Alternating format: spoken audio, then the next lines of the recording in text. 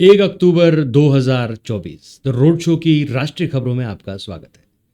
कर्नाटक के सीएम सिद्धरमैया के खिलाफ सोमवार को ईडी ने मनी लॉन्ड्रिंग का केस दर्ज किया। यह केस मैसूरू शहरी विकास प्राधिकरण MUDA लैंड स्कैम से जुड़ा हुआ। ईडी ने इस केस में सिद्धरमैया, उनकी पत्नी, साले और कुछ अधिकारियों का नाम शामिल किया है। केस दर्ज होने के कुछ देर बाद ही सिद्धरमैया की पत्नी पार्वती ने सभी 14 विवादित साइट्स को MUDA को लौटाने की पेशकश की। दरअसल कर्नाटक के गवर्नर थावरचंद गहलोत ने 16 अगस्त को इस घोटाले में सिद्धरमैया के खिलाफ जांच के आदेश दिए थे। सिद्धरमैया इसके खिलाफ हाईकोर्ट गए, लेकिन 24 सितंबर को अदालत ने भी कहा कि जांच का आदेश सही है और यह होनी चाहिए।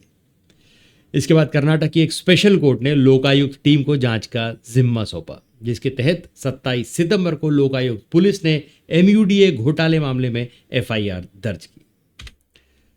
हरियाणा विधानसभा चुनाव के बीच सोमवार 30 सितंबर को चुनाव आयोग ने डेरा सच्चा सौदा प्रमुख राम रहीम की पेरोल को मंजूरी दे दी।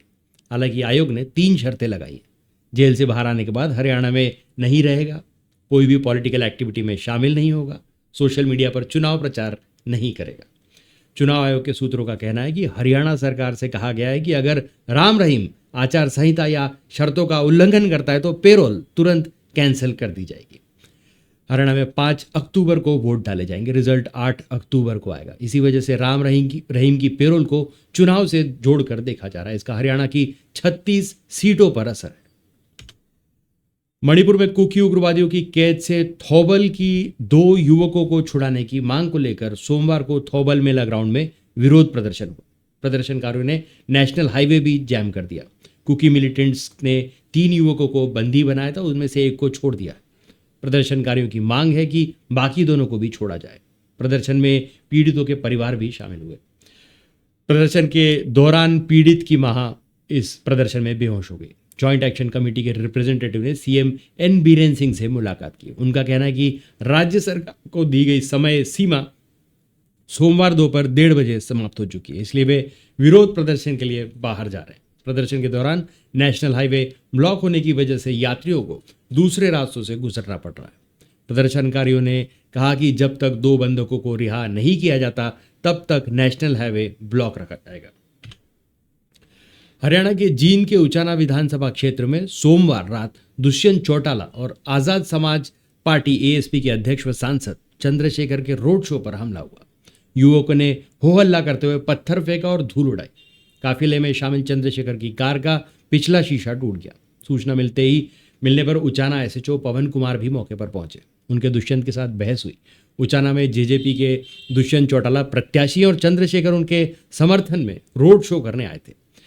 देर शाम को इनका काफिला उचाना कला गांव में पहुंचा था। दुष्यंत व चंद्रशेखर रथ पर आगे चल रहे थे। इनकी कारें पीछे काफिले में थी। इसी दौरान यह घटना घटी।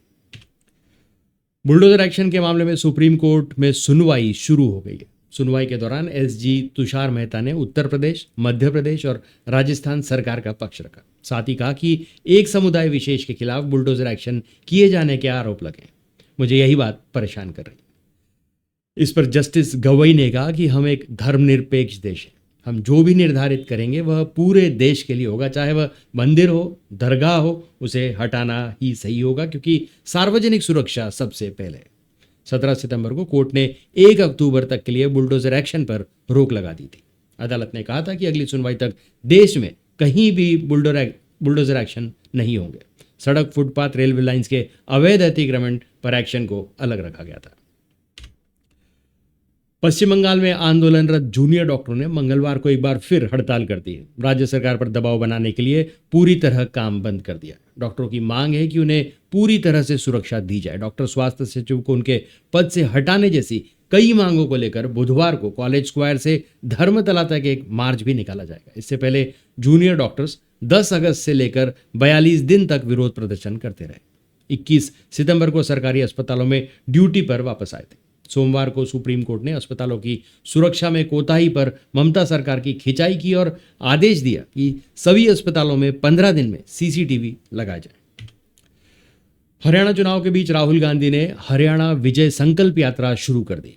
सोमवार 30 सितंबर को पहले दिन यात्रा नारायणगढ़ से थानेसर तक आई, जहां जनसभा में राहुल गांधी ने कहा, मोदी जी के भगवान अडानी है, वे ऑर्डर देते हैं, मोदी जी ईडी और सीबीआई भेजकर काम करवा देते हैं। कांग्रेस नेता ने कहा, हमें ऐसा हिंदुस्तान नहीं चाहिए जहां 25 लाख ऐश करें, हजारों करोड़ों की शादी मनाएं और किसान मजदूर भूखा मरे। मोदी जी नफरत बांट रहे हैं, हिंदू मुसलमान को बांटने की बात कर रहे हैं। उन्होंने कहा कि चक्रव्यूह का आकार कमल जैसा है जिसमें फंसा कर अभिमन्यु को मारा गया था। राहुल ने कहा, अग्निवीर स्कीम अडानी के हथियार सेना को बेचने के लिए लाई गई है। यह स्कीम जवानों की पेंशन चोरी करने का तरीका है। केंद्रीय सड़क परिवहन मंत्री नितिन गडकरी ने कहा, महाराष्ट्र की लाडली बहन योजना के कारण विभिन्न योजनाओं की सब्सिडी का भुगतान लेट हो जाएगा। गडकरी ने यह बात रविवार को नागपुर में एक कार्यक्रम में कही। गडकरी ने कहा, यह तय नहीं है कि इन्वेस्टर्स को समय पर उनकी सब्सिडी का भुगतान मिलेगा या नहीं, क्योंकि सरकार को लाडली बहन योजना के लिए भी धन की जरूरत है। विदर्भ में इन्वेस्टमेंट टू इन्वेस्टर्स के लिए आगे आना चाहिए, क्योंकि सब कुछ सरकार पर नहीं छोड़ा जा सकता। महाराष्ट्र सरकार की लाडली बहन योजना में महिलाओं को हर महीने 1500 रुपए दिए जाते हैं। नितिन गडकरी के बयान पर विपक्ष ने कहा, इससे साफ है कि महाराष्ट्र की आर्थिक स्थिति ठीक नहीं है और यह एक चिंता का विषय है। भाजपा की वरिष्ठ नेता एवं पूर्व केंद्रीय महिला एवं बाल विकास मंत्री स्मृति ईरानी सोमवार को हरियाणा के रोहतक पहुंची। इस दौरान पत्रकारों से बात करते हुए उन्होंने कांग्रेस के वरिष्ठ नेता राहुल गांधी को चुनौती दी। उन्होंने कहा कि राहुल गांधी को अगर दलितों की इतनी ही चिंता है तो कुमारी शैलजा को सीएम कैंडिडेट घोषित कर दें। भूपेंद्र हुड्डा से जब हाथ मिल गया है तो दिल भी मिल गया होगा, तो फिर तो हुड्डा भी सपोर्ट करेंगे। हिमाचल प्रदेश के कुल्लू में डीसी द्वारा धारा 163 लागू करने के बावजूद बड़ी संख्या में लोगों ने मस्जिद विवाद में सोमवार को प्रदर्शन किया। देवभूमि संघर्ष समिति के आह्वान पर लोग सड़कों पर उतरे। इस दौरान अखाड़ा बाजार में पुलिस ने जब प्रदर्शनकारियों को आगे बढ़ने से रोका तो पुलिस व प्रदर्शनकारियों में हल्की फुल्की धक्का मुक्की भी हुई। प्रदर्शनकारी शिमला में संजौली में बने अवैध मस्जिद को गिराने, वक्फ बोर्ड को खत्म करने, कुल्लू की जामा मस्जिद में अवैध निर्माण को तोड़ने और घरों व दुकानों से समुदाय विशेष के लोगों को बाहर करने की मांग कर रहे हैं। इस दौरान समुदाय विशेष के खिलाफ लोग नारेबाजी करते रहे। अखाड़ा बाजार में प्रदर्शनकारी कुल्लू के ढालपुर मैदान की ओर गए और डीसी के वार्ता को बाहर आने तक धरने पर डटे रहे। शाम के वक्त डीसी कुल्लू प्रदर्शनकारियों से बात करने पहुंचे। इस दौरान प्रशासन ने जामा मस्जिद से जुड़े दस्तावेज प्रदर्शनकारियों को दिखाए, लेकिन प्रदर्शनकारी इसे मानने को तैयार नहीं। कुल्लू जिला प्रशासन पहले ही कह चुका है कि जामा मस्जिद वैध है और वक्फ बोर्ड की जमीन पर बनी है। प्रदर्शनकारी प्रशासन पर फैक्ट छिपाने का आरोप लगा रहे हैं। पीडीपी अध्यक्ष महबूबा मुफ्ती ने सोमवार को कहा कि इजराइल के प्रधानमंत्री बेंजामिन नेतन्याहू एडोल्फ हिटलर के बाद सबसे बड़े आतंकवादी हैं, क्योंकि यहूदी नेता ने फिलिस्तीन और लेबनान को गैस चैम्बर में बदल दिया। महबूबा बोली, इंटरनेशनल क्रिमिनल कोर्ट ने नेतन्याहू के खिलाफ फैसला सुनाया। लेबनान पर हमले ने साबित कर दिया है कि वे अपराधी हैं। फिलिस्तीन के बाद अब लेबनान में भी वह हजारों लोगों की हत्या कर रहे हैं। इससे पहले महबूबा ने इजरायली एयर स्ट्राइक में हिजबुल्लाह चीफ हसन नसरल्लाह की हत्या की निंदा की थी और लेबनान फिलिस्तीन के समर्थन में एक दिन के लिए अपना चुनाव प्रचार कैंसिल किया था। तिरुपति मंदिर के लड्डुओं में जानवर की चर्बी वाले घी के इस्तेमाल पर सोमवार को सुप्रीम कोर्ट में सुनवाई हुई। जस्टिस बीआर गवई और केसी विश्वनाथन की बेंच ने कहा, जब प्रसाद में पशु चर्बी होने की जांच सीएम चंद्रबाबू नायडू ने एसआईटी को दी, तब उन्हें मीडिया में जाने की क्या जरूरत थी? कम से कम भगवान को तो राजनीति से दूर रखो। बेंच ने कहा, जुलाई में लैब रिपोर्ट आई, वह स्पष्ट नहीं है। मुख्यमंत्री एसआईटी जांच के आदेश देते हैं और फिर सितंबर में मीडिया के सामने बयान देते हैं। एक संवैधानिक पद पर बैठा व्यक्ति ऐसा कैसे कर सकता है? कोर्ट ने तिरुपति मंदिर की ओर से पेश हुए वकील सिद्धार्थ लूथरा से पूछा, इस बात में क्या सबूत है कि लड्डू बनाने में दूषित घी का इस्तेमाल किया गया था? इस पर उन्होंने कहा कि हम जांच कर रहे हैं। इसके बाद जस्टिस गवई ने कहा, आपको धार्मिक भावनाओं का सम्मान करना चाहिए। भारत और फ्रांस के बीच 26 राफेल मरीन जेट खरीदने की डील लगभग फाइनल हो गई।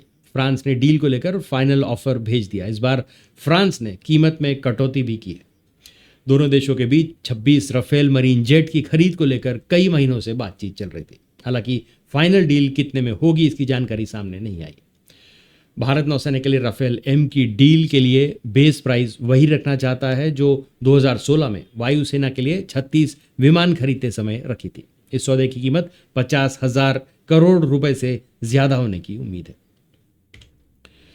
बहुजन समाज पार्टी की सुप्रीमो और उत्तर प्रदेश के पूर्व मुख्यमंत्री मायावती सोमवार को हरियाणा के करनाल में रैली को संबोधित करने के लिए पहुंची।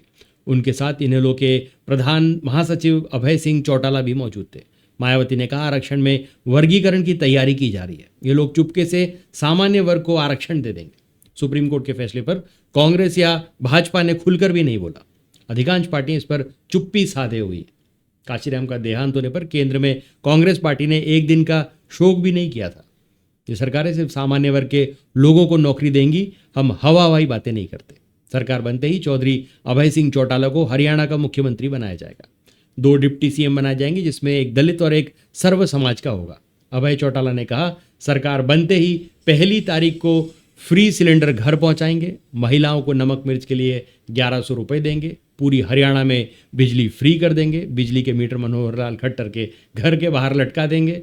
हर घर में एक युवक को सरकारी नौकरी देंगे। युवकों को 2100 रुपये बेरोजगारी भत्ता दिया जाएगा। तो आज के लिए बस इतना ही। तब तक के लिए हंसते रहें, मुस्कुराते रहें, स्वस्थ रहें, व्यस्त रहें और मस्त रहें। जी हाँ, चैनल को भी जरूर सब्सक्राइब करें। धन्यवाद।